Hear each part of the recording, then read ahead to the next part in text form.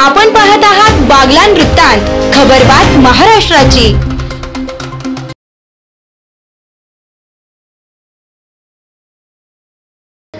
बागलाण तालुक्यातील काल दुपारपासून मुसळधार पाऊस होता। रात्रीही पावसाची रिपरिप सुरूच होती।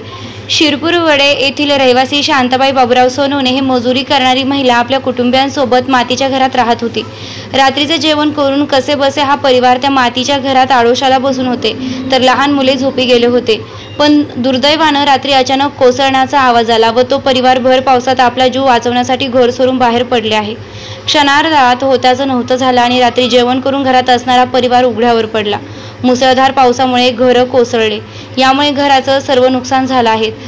भांडी कुंडी कपडे सर्व काही घरातील मातीच्या ढिगाऱ्याखाली दबले गेले, त्यामुळे या कुटुंबियांवर मोठे संकट कोसळले। आधीच मोलमजुरी करून आपला उदरनिर्वाह करीत असलेल्या परिवारावर उपासमारीची वेळ आली आहे, तरी शासनाने या गरीब मजूर कुटुंबियांना तात्काळ मदत करावी अशी मागणी शिरपूरवडे येथील ग्रामपंचायत सदस्य जितू बापू सूर्यवंशी यांनी केली आहे।